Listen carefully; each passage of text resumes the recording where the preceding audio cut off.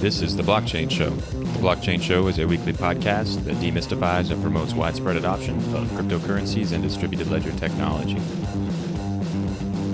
Today on the show, we have a very special guest and a special announcement from Ryan Orr of Chronicled.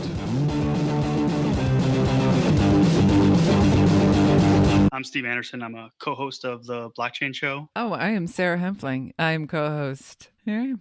I'm Ryan Orr. I'm a co-founder and CEO at Chronicled in San Francisco. I have a background founding tech companies. I was at Stanford University for a number of years, have a few advanced engineering degrees there, and have been here in Silicon Valley for about 15 years. Beautiful Silicon Valley today. You know, it's been quite nice the last 3 or 4 weeks. Beautiful autumn weather, but a little chilly today. We're down in LA, and Steve is in Milwaukee. It's much nicer in California. But I am excited at what I've seen from Chronicled. There's a number of things that I think that you guys are doing differently, and maybe, you know, it's intentional or maybe it's just happenstance. But when you first started out, I was looking at the press releases and you didn't quite say what blockchain you were using. And then right before you released, you said it was going to be on the Ethereum chain. And one of the things that I find most interesting about your product is that an end user may not even know that they're using blockchain at all. They're just blockchain tech or the blockchain or a blockchain. But they don't know that they're using the technology at all. They just, put their phone near a sneaker and it tells them whether it's counterfeit or not. Am I conveying that accurately or? Yeah, you bet. So we spent the first 18 months in the company running prototypes on 6 or 8 different blockchain systems, including directly on Bitcoin, on Counterparty, on Colored Coin, looked at Blockstream, looked at Rootstock as it became available, Ethereum, and others. Ripple was another system. A number of prototypes, and we remain blockchain agnostic, and we still are, frankly. We launched our first public implementation on Ethereum about 6 months ago. In future, we'll support other blockchains potentially if client demand dictates. So yeah, it was 100% intentional that the technology that we were creating would be elegant, easy to use, and abstracting away the details of the blockchain implementation underpinning that. We believe in making people's lives easier and more enjoyable, and these are the things that matter to people, not so much the technical details of which blockchain the user experience is running on. When we first encountered the blockchain in 2012, we were confident that the underlying technological innovation was going to be as important as an aeroplane or a printing press in terms of its significance in human history. And we wanted to package the power of this system to solve problems in people's everyday lives, and with a user experience that's clean, elegant, designed for the common person, and not all of the complicated crypto stuff, block numbers, public keys, etc. So that's our philosophy at Chronicled. Beautiful design blended with robust technical engineering. That's really our goal. As a layperson, I appreciate that. Thank you very much. I struggle so hard to learn all this new technology, and then I'm happy to hear that people make it so that I don't have to understand all the ins and outs. But I'm glad to have people explain it to me. Yeah. Could you imagine how ridiculous it would be if, in order to explain how to use an email, you had to explain TCP/IP routing and SMT? Well, it's different in the sense that when you're talking about things like trust or whatever, because we have it, so it's like it's such a joke to say that you can trust the internet or trust this program, or so it's nice that we do demystify it, but it's also extremely nice to make it accessible to people like me who struggle to open email sometimes. Let's face it. But people don't even really know when they're using your product. They don't even really know they're using this new revolutionary thing, like you said, printing press and what else? Aeroplane, he said. Yeah. Yeah, I compared it to the aeroplane and the printing press in terms of its historical significance as an innovation. And yeah, that the goal is that they have benefit from this technology, but they don't need to necessarily know the technical attributes, which is the philosophy that we take at Chronicled. Are there other companies that obfuscate the implementation details as much as your company does? Because it seems like a lot of companies out there are saying blockchain, blockchain, blockchain, and they don't actually even have anything really on the blockchain. It's kind of like a periphery to their business at times. It's just a buzzword, but you're like not using the buzzword in a sense, and just using it. Are there other companies that are obfuscating the details as well as you guys are? That you know of? I don't follow what everyone else in the market is doing, and the space is evolving very quickly, and there's lots of smart technologists out there, and I'm sure others would take a similar philosophy. Off the top of my head, I can't give an immediate example, but I'm sure there must be others. And so, why did you pick sneakers as the first kind of product? I imagine it's the first. You're doing other stuff in the space as well, fighting counterfeiting. If our listeners aren't familiar with what Chronicled is, kind of talk about the sneaker component of it and how we are fighting counterfeiting there. So when we launched the company, we wanted to choose a product market that was in contrast to the art market, which is where a lot of these discussions started in 2012, 2013, around the idea that we could use a blockchain to authenticate fine art. And the problem with starting with fine art was that the paintings were, let's say paintings or sculptures or other classes of fine art, were relatively infrequently counterfeited, very small percentage of the overall. And then the rate of secondary trading of fine art, on average 5 to 7 years for a painting to trade hands, so very low velocity of secondary trading. And so we were looking for counterpoint markets with big problems of counterfeits and very fast kind of market activity that you could have an engaging user application experience. In fine art, it wasn't going to be a very engaging user application experience with those with those market characteristics. So we looked at probably 30 different market verticals, including everything from firearms to collectible toys to collectible watches to furniture, gemstones, diamonds, different parts of men's and women's fashion. We ultimately concluded on the collectible sneaker vertical. A lot of people have misunderstood what we did with the sneakers. People misunderstand that we were focused on mainstream kind of sneakers. We were not. We were focused on a very small subset or genre of the sneaker market, the collectible limited edition shoes, which primarily are Nike and Adidas products. The kids line up on Saturdays to get a pair of these limited edition shoes. The secondary trading happens very, very quickly, usually within 24 to 48 hours, because it's so hard to get a pair, and the kids are doing it as a part-time job, and they're reselling or flipping, and there's huge problems of fakes in the market. So there are probably 3 pairs of fake Yeezy sneakers for every real pair. We felt that would be a terrific market. Millennials, lots of fakes, fast, primary to secondary market flip, where we could build an engaging application experience, pioneer a technology system, and then the intent always has been to apply that general system to all of the other product categories and classes. And I guess you're gonna do drone delivery service as well. I saw the video. That was pretty cool. What can you tell me more about that? Sure.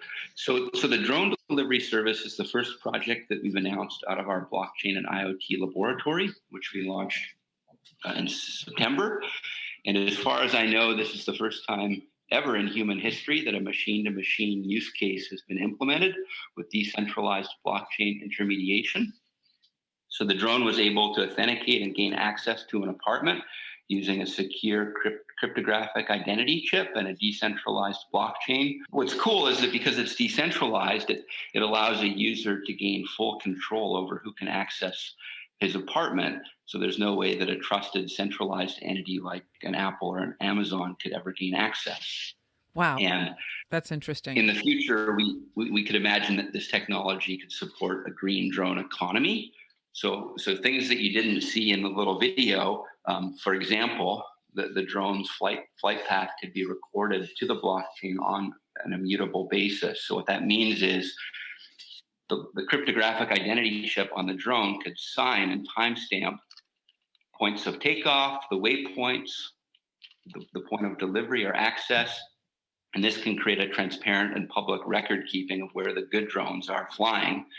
And so this is important with all of the potential negativity around, terrorist uses of drones. And is this a good drone or a bad drone if you have a complete cryptographic record, including potentially, cryptographically committing the flight path of the drone to the ledger even before it would take off. Other features that you could imagine in the future, the drone could have a wallet to pay for the use of charging pads or to receive payment for delivery services. So we think that's pretty cool because today a machine cannot have a PayPal or a credit card account. Yeah, and on the blockchain, nobody knows you're a robot. It's one of the most revolutionary aspects of this is you can own money. You can own money if you're a machine, which isn't, you can't walk into, Wells Fargo and they'll create, 37 bank accounts for you. You can only do that if you're a human. That's where that trust issue comes in. I'd like to know what this trust stuff is about. That's why I appreciate you guys being able to explain it to me. Because that's such a huge leap from what we know now. Like robot to robot access, entry to your house. Everything sounds so sci-fi, incredibly awesome, but so sci-fi that the way it is now would not be something that would probably function very well. It needs to be new technology you can actually, that's just in the program so that it's not even an option. You can trust this thing because it has a key. It might sound sci-fi, sorry to interrupt, but we're here today. We can make all of this work today. And so an integrated system on blockchain with strong authentication of machines, access control, and payments as core building blocks can be used for any autonomous vehicle. I think this is going to be needed for autonomous vehicles to work, that automobiles have a strong identity and can pay for their own parking or gasoline or receive payment for deliveries, etc. And this drone delivery demo that we showed, it's not something that we intend to offer commercially anytime soon, but it's an important step as a technology company for us to show that we can push the frontiers of technology and what is possible. And over the next year or so, we'll do 6 to 8 more so-called moon landings in the IoT and blockchain laboratory. And for our company, this is an important opportunity for engineers to show the world what they've built and the frontiers of what is possible. Moon landings? What do you mean moon by landings moon in their laboratory? I love the words that you're using, by the way. By moon landings, we mean the first time that something has ever been done in human history. And so the purpose of the IoT and blockchain laboratory is to execute a string of these moon landings over the next 12 to 24 months and to help our gain the personal credit for these discoveries. To boldly go. Yeah. Another small step. Another small step. So how often, I hear that you're talking about authentication, and this is like, this is all revolutionary ideas, authentication and trust and new systems that are being developed. So my question is, you obviously thought a lot and this is all new. What's happening in the field of, I know that on this show we've talked about this very thing and we've talked about, like, for example, it's always free or what is the word? The coffee. I want to make sure that it's not harvested in some. Free trade or fair trade. Thank you, fair trade, or chocolate, or whatever other things because sometimes people lack a little trust in certain organizations that have a stamp of approval that kind of mean less and less to me all the time. It would be really neat for me as a person who cares a lot about what I eat. To know about the authenticity of the food that I'm putting in my body, since I think that more and more it's so questionable. It's so like, has this gone in that direction yet? Yeah, absolutely. So in addition to the IoT and blockchain laboratory, Chronicled is focused on scaling up a couple of commercial products. And so we have two products. We have identity inlays for Internet of Everything, and we have seal strips for packaging.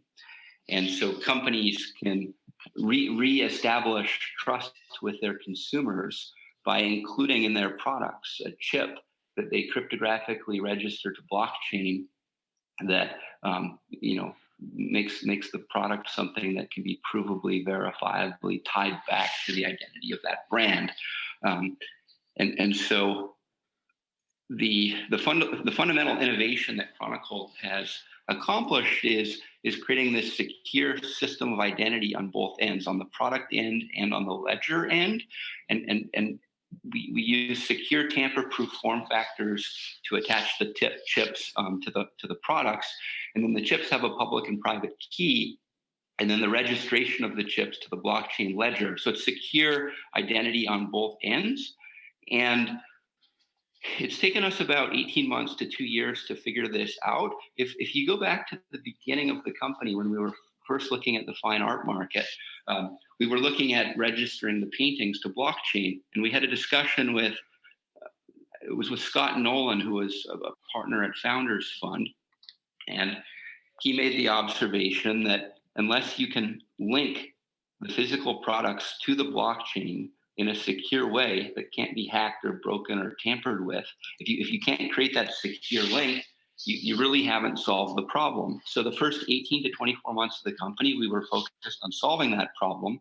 And now that we've solved it, and by the way, the code is open source, it's on chronicle.org, and other engineers and enterprises can build secure experiences now involving physical property and blockchain. But now that it's solved, we can do a whole number of new things leveraging this solution to securely link physical property in a blockchain. So the first level is just basic product authentication. We can put the seal strip on the chocolate and register the seal strip under the brand that created the chocolate. And if the seal is broken, you know that it potentially, the package was compromised. You can scan it with your smartphone and you can see that this chocolate came from such and such a company, let's say Nestle. So that's the first level, would be product authentication. The second level is supply chain. And here we can authenticate the product or the product packaging as it flows through the supply chain for provenance, track and trace. And then the third level is once we have products that have a secure identity, we can start to create, let's call them smart contract workflows. So for example, in a trade finance workflow, if you had a package going over the Pacific Ocean that was cryptographically signed with a seal strip, if the smart contract said that the payment would be X amount of dollars if the temperature of the package stayed, under a certain level, and if the delivery was completed in a certain time, and Y amount of dollars if the package went over a certain level of temperature and the delivery took longer than a certain time, and then the execution of that smart contract could happen immediately upon delivery of the package based on the cryptographic signing of the delivery of the package, which triggers the smart contract to then release the funds from the shipper. To the shipper from the buyer of the product. So smart contracts tied to products and to currency can enable some very cool new kinds of financing structures that will completely revolutionize the financial insurance, securities, equities, logistics, shipping, and other markets. And then the fourth level, and this gets to the drone example, is the machine-to-machine interaction level, where once you have authentication and payments and access control available for machines, we can really jump forward to a whole new concept of an IoT economy, machine-to-machine economy. And that's probably not near term in the next 5 to 7 years, but we did that demo just to show a vision for where the company is headed on a directional basis. Yeah, the demo is really, really neat. And, I know the laws in countries really don't allow you to create a commercial business. As far as I know, there's no major company, maybe Germany. I don't know if you've looked into that, but who else is using the open registry for Internet of Things? Are there any blockchain companies or any non-blockchain companies that are using it besides Chronicled at this time, or in association with Chronicled? Yeah, there are about half a dozen others that are starting to use it. We're more focused on the protocol than the registry per se, and we're starting to call it the Internet of Everything protocol. And over time, with a plan to support other blockchains in addition to Ethereum. What's the difference between Internet of Everything versus Internet of Things? What's the distinction? There's no distinction between those two terms. I think that a lot of the bigger players are starting to move to Internet of Everything. Cisco, for example, has moved in this direction. I think that the first Internet of Things concept was around for 10 or 12 years and didn't really pick up or take off.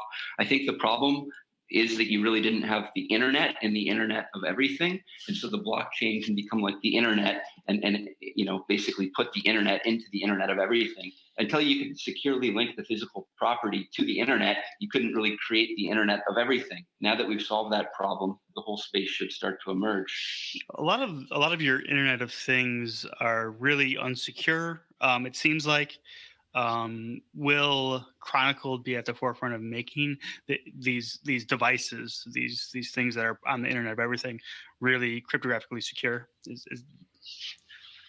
Correct, and that supports product authentication. It supports the supply chain provenance. It supports the smart contract. Implementations. It supports machine to machine.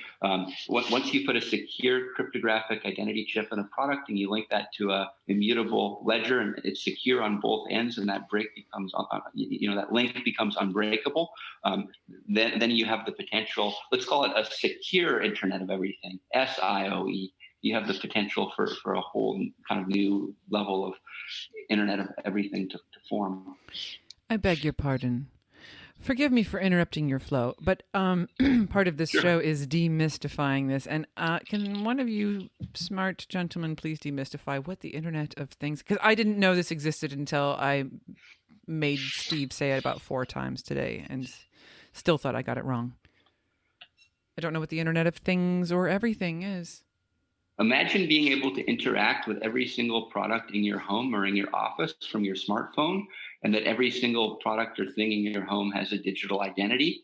And I mean, that's just a base level, but from there, property starts to become fungible with currency. You can collateralize something instantly and receive a consumer loan. You don't need a pawn shop anymore. You can, the possibility of machine-to-machine interaction, machines having digital identities on an internet, and so forth. Yeah, you can imagine maybe, 50 years ago, or say 100 years ago, if someone were to ask you how many things in your house have electricity in them, you could say like maybe 1. And as time progressed, there's more and more things that have electricity in them. And maybe like then the next stage would be like a motor. 50 years ago, there was one thing, and now all sorts of things in our house have motors in them. And the Internet of Things is when these household items have a networking interface in them. So they're connected to the internet. Your blender is connected to the internet, your tea kettle. So that's Internet of Things. Right. The things. The things are on Wi-Fi. Now, the things are now online. Things. Right. Yeah. Not people. Any consumer luxury product, machine, robot, device, and to make that even more practical, your handbag, your sneakers, your car, your drone, electronic devices, your printer, your pharmaceutical packages, envelopes, shipping containers, mailboxes, your house itself. So if you were to take like a coffee bag, maybe a coffee bag would have a seal sticker on it, and that would get, when it got put on the boat to cross the Atlantic, it would be scanned. There would be a company that would look at that scan to see if the beans were harvested fairly and the people were paid a decent wage that harvested. Maybe that would be all a record on the blockchain. And then there would be a sticker that would measure the heat of the the place that owned it is. Maybe there was a shock sticker on it saying it couldn't be dropped for, deal more than 20 pounds of torque or something like that. And when it got to America, then based off of those criteria that the bag went through, crushed in the ocean, that's how much the contract would pay. And then it would get, to a local roaster who would then put his seal on it, and you could scan the coffee mug and your phone would tell you all of that information. Yowza. Maybe. So things are going to be way smarter than us very quickly. And maybe even things are already pay smarter for than it us. directly without having to pay at the conventional point of sale. So you're paying a brand directly. You don't need the checkout point of sale systems in the stores anymore. Yeah, right. You don't need a lot. You could call your house from the road and tell everything to turn on. I guess we can do that now. Just like, hey, light, turn on. Start that microwave for me. You can do that now. Yeah, right. I guess so.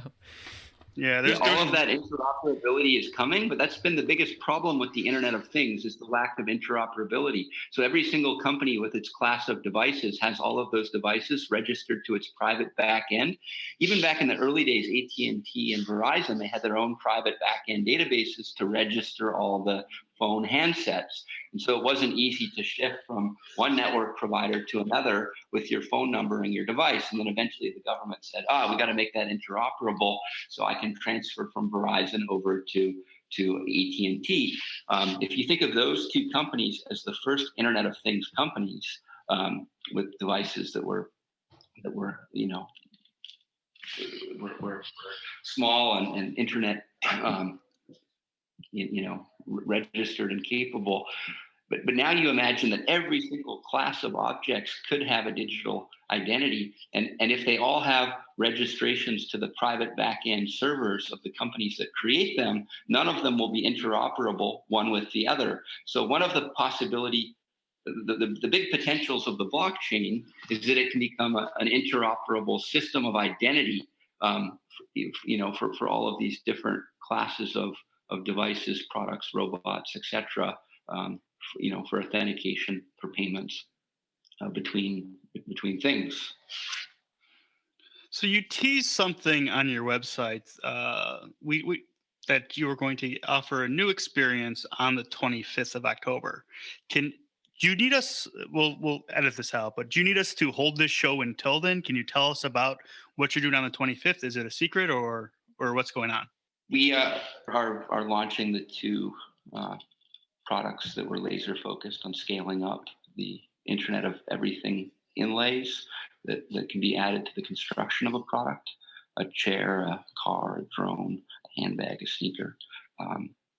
And we're also launching the cryptographic seal strip product for packaging and repositioning the site beyond just the sneakers to supporting the full array of consumer and luxury product markets. Oh, so this is brand new stuff that you've been talking about. Yeah, this is all new stuff. You're the first to hear it. So this is a pretty cool podcast for your listeners. Wow. Breaking news on the Blockchain Show.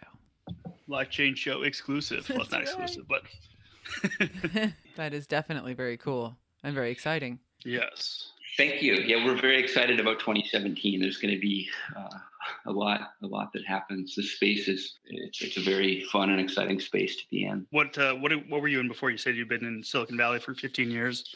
Were you doing cryptography stuff before? Or I haven't. My prior tech company was in fintech, Zenbato, and 2 companies ago, a company I founded when I was in college with 3 other co-founders. It was an e-commerce platform. That company is in Vancouver, Canada. It still employs about 200 people today, 15 years later. So sometimes markets can take a little time to realize that they need a product or realize the benefits of it. Do you guys, does Chronicled have any plans for staying afloat for how long? When do you think this will take over? You think 2017 is the year that the market's going to be ready for everything and jump right on board? Or you think it'll take a little while? Yeah, we should have a clear and steady ramp up from here. We have dozens of client implementations on the books for 2017 and should be into the millions of revenue in 2017. I saw that you're hiring on your website. Yes. No, I couldn't get to the link when I clicked on careers or something. The site's under reconstruction right now. That may be part of it. We haven't been focused on the static site for about 2 years. If people are interested, they should look at Chronicled.org, the open source part of what we've done. The Chronicled.com site will be completely overhauled over the next week to 10 days. I'd just like to compliment you on that name too. I don't know if you personally came up with it, but that's a pretty cool name for what you do. Hey, thank you. Yeah, I have more of like a historical mindset, and I'm always into chroniclers of old because they were the ones that's what I rely on. That's who I trust for my history. People who were there chronicled it. Chronicled is about creating a digital life for the things that people love. And the ledger is the chronicle, the record. Mm-hmm. The ledger, the blockchain provides this immutable public record-keeping capability, and that's something new that's never been possible. A new kind of chronicle, more reliable than just one person's opinion at one place and time. Although I suppose it is often that, isn't it? Yeah. Do they ever have? Is it ever just chronicling?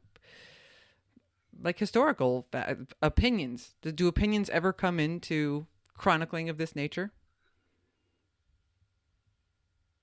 Well, we can use the blockchain to record any fact or any truth or any data, right. Because you're talking about how do you authenticate things, like you're going to have to trust somewhere down the line. There has to be somebody who seals the product, or there's somewhere where there has to be somebody who's entering it. Correct. So there's a registration of a product to a blockchain registry. And so that's the essence of the Chronicled system, is the registration SDK and the verification SDK that can run on a smartphone to then verify that a product that a smartphone is looking at is indeed the one that was registered to the blockchain, and then to verify the public key of the registrant and to connect that to the registrant's real world identity, either through X509 or through the publication of the registrant's public key to their own corporate website, so that that this chocolate came from Nestle or this sneaker came from Nike with absolute 100% assurance. And that there's never any question or dispute about that. We've solved all of that technically. That's the essence of the fundamental innovation of Chronicled, which is to link the physical property to the blockchain in a secure way. It's amazing. It's still baffling to me. I have to listen to things a few times. Yeah, you guys are doing what I think is some pretty cool stuff. I had one more question here. I'm not really sure if it's a good question. There's something going on with hack.ether.camp where anybody in the blockchain space can kind of, do a hackathon. There's a number of companies that have, signed up to vote on what they're doing. And I was wondering if there's any reason why you had shied away from that, if you're just busy doing your own thing, or there's the reason why I ask is because there's a little bit of drama going on with it. The guy was asking for like 50 million to run it. Do you have any opinions on that, or? I haven't followed it closely. We have a lot on our own plate right now. That said, I did see an article suggesting that there was a problem with Sybil resistance in the voting system, that people could basically create infinite accounts to vote, and that it wasn't a secure voting scheme, which seemed like a valid concern. But I haven't followed it closely and don't know much about the initiative. Yeah, they just launched their crowd sale, and they've got about maybe $100,000 worth of Ether. And if it stays in that range, I think that's pretty good of a donation. I know that they have been doing a lot of things in the Ethereum space. They built the Java client.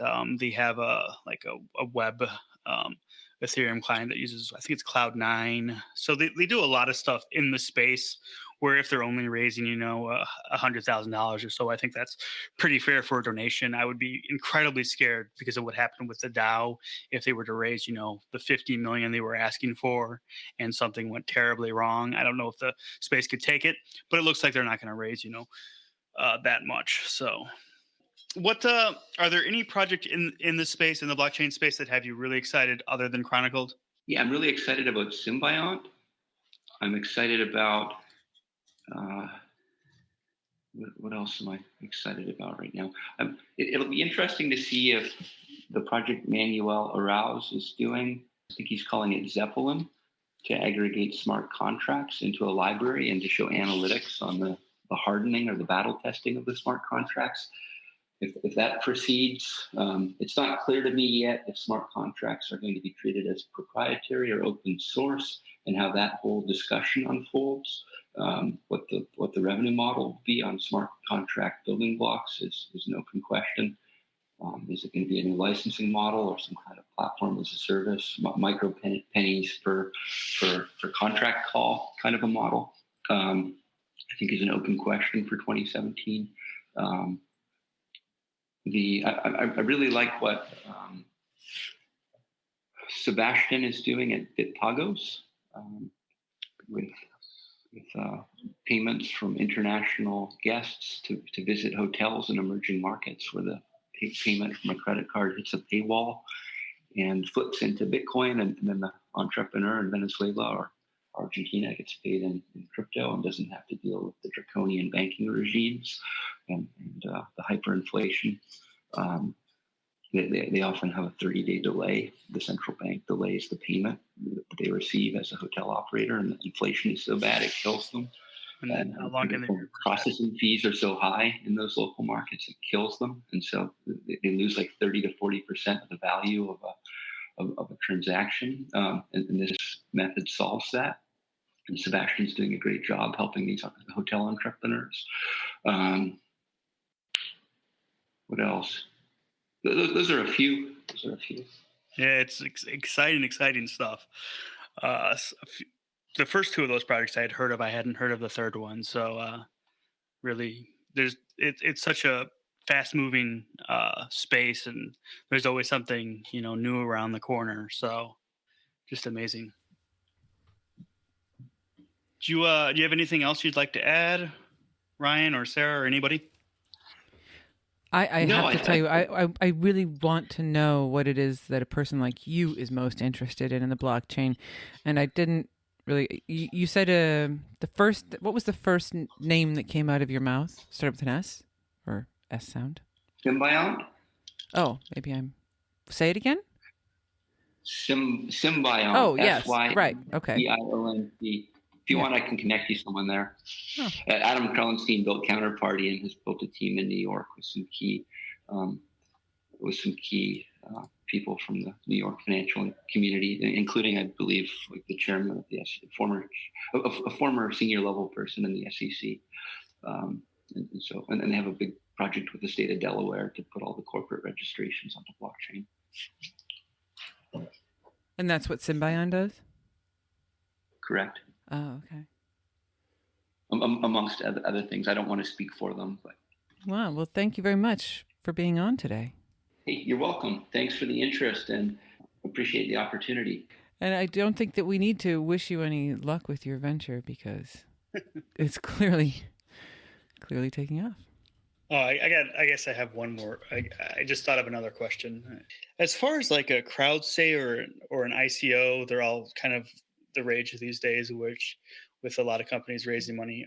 Do you guys have any plans to do a crowdfund or an ICO or anything like that? Or no, not currently. There's just too much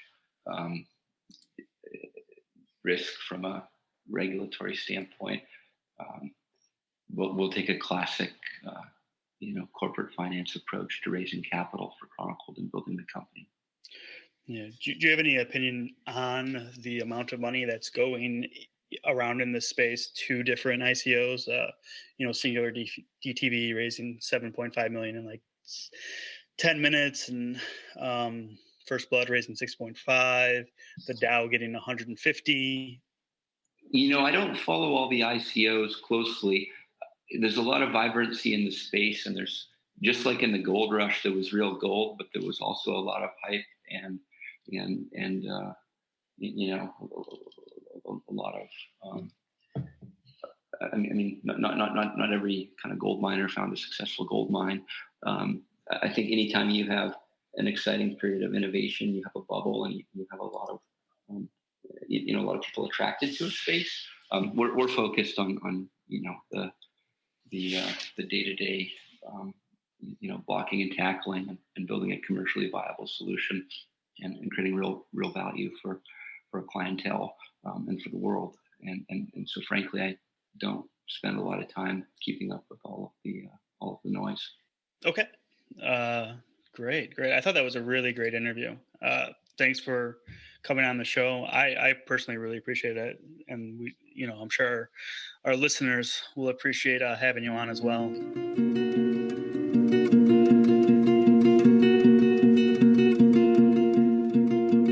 We can actually talk politics. I know how much you two love talking politics. I do, but why? What do you mean we can? What has happened in your world? Do you see the light? You get a burning bush? What? There was the releasing of the emails, and Wait, the what? There was mention of blockchain. Ooh. I guess Hillary said that Bitcoin was too libertarian for her. It's probably true. Oh yeah, of course. Yeah. And it's uncontrollable. Do you want to use some coin like VEN? VEN was the crypto token that she was saying in her emails that would be a good choice for the government to use. I know very little about VEN, but it seems like not the best token. But that's what they want you to think. But so finally, that's the currency of choice of Hillary. Bitcoins. She owns VEN. She probably owns some VEN and was pumping and dumping. Well, that is interesting. Didn't know that. So we need some Bitcoin insiders. We need some donations first. Yeah. What do you? I want to turn my $5 Bitcoin. I think I'm going to have to take out a loan for a new computer, guys. I think we really do need that. It would really help us out. Yeah. Just new software. Would it make it go faster? Oh, fuck, yeah. I can't even use the new software on this computer. This computer's 8 years old. Oh, man. Almost 8.5. We need a... So please donate directly to Ethan so he can get a computer. Please, God. A better sounding podcast. Speaking of the donation, our donation was part of the attacks. Isn't that amazing? Yeah, I meant to ask you about that. Thank We're you for involved. bringing that up. I got so much to say about that. Tell me. I got some other hacks of my life too. It's been hacked. What? I got some recent developments about my credit card, debit card information. Yeah. But what did our address do? Yeah, let's start with that. Well, it wasn't just our address. It was the attacks on Ethereum that have been going on since Shanghai are really hardening Ethereum. They're finding problems with the system currently as it is, and they're forcing the developers to make changes to improve it. It's like a giant immune system. Right. It's anti-fragile is what they call it. Oh. Whereas, the more attacks you throw at it, the stronger it gets. Right. Like an immune system. Yeah. If the attacks don't kill it, it makes it stronger. Uh-huh. And wiser. So these attacks, the most recent attacks, what they were doing was there's things called operation codes or opcodes that when you build a smart contract, there are certain functions that the computers are performing that tie up CPU usage or tie up memory usage or something like that, and the smart contract is supposed to pay a fair fee in gas, which is an abstraction of Ether. And so what happens was that some of these opcodes or operational codes were mispriced, where an attacker could call an opcode virtually for free or for very, very little Ether, very, very little gas, and get away with really slowing down the network. And so he found, different contracts that already existed and, used those contracts to call them and then to cancel out of them. And so our donation contract was one of the ones that he used, which, it's fine. It doesn't do anything specifically against us, or it's just that, we are on the hackers' radar, which is exciting. It is exciting that we're out there doing our thing. I guess we're being observed. Better than no attention. One thing I find fascinating about the blockchain is, as advanced as it is, as technical as it is, it can also exist in the physical realm, i.e. paper wallets, even brain wallets, kind of, thinking about it. So it exists in your imagination and your memory, but it's also equally viable when you go back online. And you can do things offline. You can have Bitcoin transactions offline, if I'm correct. Yeah, you don't have to go through banks. That's why Hillary Clinton hates it. Yeah, well, yeah. Well, she said she liked it in her emails. She liked cryptography, but just thought it was too libertarian. Oh. She also likes to steal from Haitians. Oh, did that come out? Big time, man. There's a new notary that just came out called, I guess there's a company called Acronis, Acronis, Acronis. They do storage. They're like a normal company, and they just released a way for you to notarize and verify documents. So if you had, a document or a file and you had it in storage, you can notarize it. And so now you can verify that file was what it was when you put it in storage. So it's pretty cool. It looks like they're making it open to anybody. You can do a demo right now. I did a demo with a file, and it checks out pretty good. It's pretty cool, actually. If you want to notarize something, you notarize a file. So if you had like a book or something, I don't know if it would work. They always have that old saying where you can mail yourself your manuscript for copyright, poor man's copyright. Have you guys heard of that? No, I'm kind of glad I know it. Yeah, I guess it doesn't legally hold up in the States, but you can, the theory is you can mail yourself a copyright, and then it has like a government stamp on it, said it was mailed on this date. And if anybody challenges you in court, you can show them, like, I mailed it to myself, I had it. I guess it doesn't hold up in court. It actually does hold up in French court, though. It's like a thing there where you can do that, but you can do that with the blockchain really, really easily. Something very similar. And in this case, if you wanted to ever, remove all doubt that you had a file or a manuscript or anything in existence beforehand, you could use this notary to go ahead and do that. You can do that with a blockchain already. This just makes it much, much easier to do. It's like drag and drop versus all those sorts of shit that you would have to do it on your own. I'm on board with that. Yeah. It's so funny, you get something notarized, you go to the bank or you have to make an appointment, and then you sit there. It's really extra fun if you have a toddler or a baby. Or if you no longer bank there. And you just sit there while they write 1,400 things down in a ledger. It's about, depending on what you're doing, it can be about a half an hour of just watching somebody scribble in giant books. 15 years of your life. Is that how long you think people spend at banks? I could have been making different memories. I'm thinking about I just recently did that. We just had something notarized, and I mean, it was one of those, any parent who has a child knows that, it's a crapshoot. You're with a ticking time bomb, and banking, right. Anything that requires sitting and paying attention for more than 2 minutes is torturous. So it was at least like 20 minutes, right? 40. Was it really? Yes. Okay, so I wasn't. Sometimes I think my mind I tend to exaggerate in that direction. But I'm glad I feel vindicated. It felt like 40. One day, blockchains will stop parents from having to hear their babies cry. It's a public service for everyone, because it's not just the parents. They suffer the most, but it's everyone. Yeah, right. Everybody suffers. We won't get the free coffee. That sucks anyways. Okay. Well, that's cool. Way to go, blockchain. Making life smarter, yet again. So GDAX released its Ethereum Classic. So if you had Ethereum before the hard fork in July, you now have... You're now Classic. On GDAX, you have Ethereum Classic that can be withdrawn. OG. Are you on GDAX? I had 0.6 Ethereum on GDAX when the soft fork happened. I'm not exactly sure how I had a half of or 0.6 What is that, like Theoretically, it should $10? go up, right? $5, $6, $7. Yeah. There's never going to be any other class. So, and then I think I still have the 0.6 there. I must have been doing some trade and, an even dollar number, like it was a fee or something. Yeah, so that must have what happened. I had to do a trade and there was a fee that I didn't have to pay, and so they refunded the fee to my account or something like that. But yeah, so now I have 0.6 Ethereum Classic that I'm just going to hold on to. Good idea. Why not? Yeah. I still have one DAO token, which I'm really excited about. You never know. It's completely useless. I know that.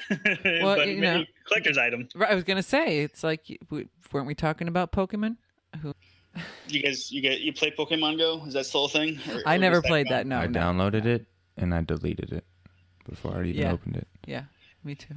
You did? Yeah, I had second thoughts. You actually downloaded it? Yeah. No way. Yeah, I know. But it never truly surfaced in my phone. Not that matters. The damage is probably done. They got you. Yep. The worm is in there. They were afraid that it was a Japanese infiltration into America to It brainwash was a children. Japanese. It did do that. Brainwash children into the. Yeah. To running into the streets and killing themselves, getting hit by cars. It did all of the above. Well, people do that without Pokemon Go Oh, on their I phones. know. I'm not really. This one guy was on the just train saying. track. The train was coming. Oh, yeah. Instead of getting off the track, he put one finger in his ear No. to block out the sound of the train. No. And ran him over. No. Yeah, it's in the Darwin Awards. It's a whole collection of people who died like silly deaths. My goodness. Another guy put a fuse in his truck. His fuse went out, and he had a bullet. So he put like a bullet with the casing in the fuse. It was the perfect size, and it shot off when he was driving and shot his balls off. So he castrated himself. Messing with me. No, he lost the right to reproduce. So I had heard that story too. yeah. Oh my god. So he gets. It works too, though. You can put a bullet in the fuse box. If you don't have a fuse, just throw a bullet in there. And it will blow your balls off. You could also use a paperclip and maybe blow up your truck, or you might survive. A little bit better than getting your nuts. These MacGyver tips are not. You guys, I don't know if you're helping the population, or maybe you're just helping thin the population. You got